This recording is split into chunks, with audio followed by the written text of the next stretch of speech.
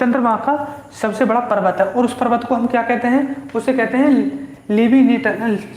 लीविनीटस पर्वत। कौन सा? लीविनीटस पर्वत। आगे लिख देता हूँ यहाँ पर।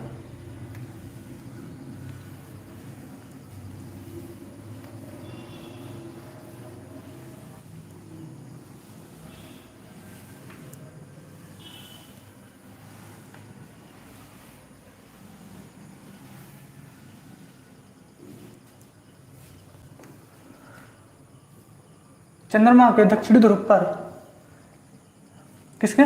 चंद्रमा है, और चंद्रमा के दक्षिणी ध्रुव पर क्या है? दक्षिणी ध्रुव पर क्या है? एक पर्वत है। क्या है? पर्वत। और उस पर्वत को हम क्या कहते हैं? लीविनीटस पर्वत। क्या कहते हैं? लीविनीटस पर्वत। लीविनीटस पर्वत। लीविनीटस पर्वत। लीविनीटस पर्वत। और ये चंद्रमा का सबसे क्या है? बड़ा पर्वत है। इसकी बात करें, इसे कितना ऊंचा है, तो 10,688 किलोमीटर की इसकी ऊंचाई है। कितनी? तो इसकी ऊंचाई की बात करें तो इसकी ऊंचाई है 10,688 किलोमीटर। 10,688 किलोमीटर क्या है? ऊंचा है। 10,688 किलोमीटर ये ऊंचा है। कितना? दक्षिणी ध्रुव पर पाया जाता है। चंद्रमा का जो दक्षिणी ध्रुव पर, उस पर क्या पाया जाता है? लीविनीटस पर्वत पाया जाता है। इसकी बात करें, दक्षिणी ध्रुव पर है, और कितनी ऊंचाई है? तो 10,688 किलोमीटर की ऊंचाई पर स्थित है। कितनी? 10,688। और आपने एक चीज देखी होगी, कि चंद्रमा पर जो धब्बे दिखाई देते हैं, क्या? चंद्रमा पर जो धब्बे दिखाई देते हैं उन्हें हम क्या कहते हैं? जो चंद्रमा पर धब्बे दिखाई देते हैं, क्यों साथियों?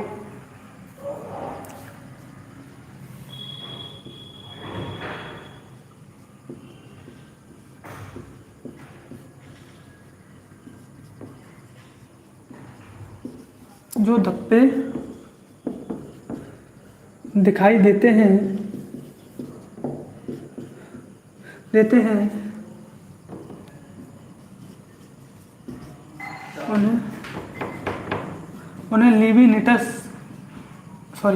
उन्हें शांति सागर, उन्हें क्या कहा जाता है? उन्हें शांति सागर कहा जाता है।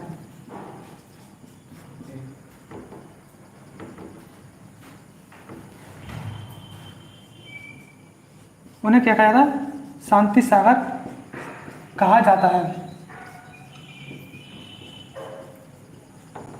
उन्हें क्या कहा जाता है? शांति सागर कहा जाता है। जो चंद्रमा पर धब्बे दिखाई देते हैं उन्हें क्या कहा जाता है? तो उन्हें शांति सागर कहा जाता है। आप देखते होंगे जब पूरा चंद्रमा दिखाई देता है पूर्णमासी वाले दिन, तो उस पर इस प्रकार के कुछ धब्बे बने हुए हैं, उन्हें क्या कहा जाता है? तो इन धब्बों को कहा जाता है शांति सागर। क्या? शांति सागर। अब बात करें, इस पर वायुमंडल पाया जाता है या नहीं पाया जाता है, यानी कि जीवन जी सकते हैं हम यहाँ पर? नहीं। तो चंद्रमा पर जीवन नहीं जी सकते। क्यों? क्योंकि यहाँ पर वायुमंडल नहीं पाया जाता है। एक बार हाईलाइट करना। क्यों साथियों? चंद्रमा पर जीवन पाया जाता है या नहीं पाया जाता है? देखो साथियों, चंद्रमा पर क्या दिखाई देते हैं? धब्बे दिखाई देते हैं, और उन धब्बों को क्या कहा जाता है? उन धब्बों को कहा जाता है शांति सागर। और एक बात और सुनिए कि चंद्रमा पर जीवन का अस्तित्व है या नहीं? तो चंद्रमा पर जीवन का अस्तित्व नहीं है। क्यों नहीं है? क्योंकि वहाँ पर वायुमंडल नहीं पाया जाता है। अगर वायुमंडल पाया जाता तो वहाँ पर जीवन का अस्तित्व हो सकता था। ओके, आगे बात करते हैं इसकी दूरी की। दूरी मैंने बता दी, हाईलाइट बंद करो। आगे बात करते हैं हम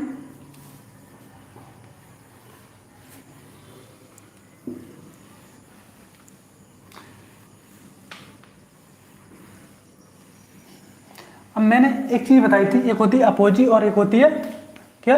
पेरगी।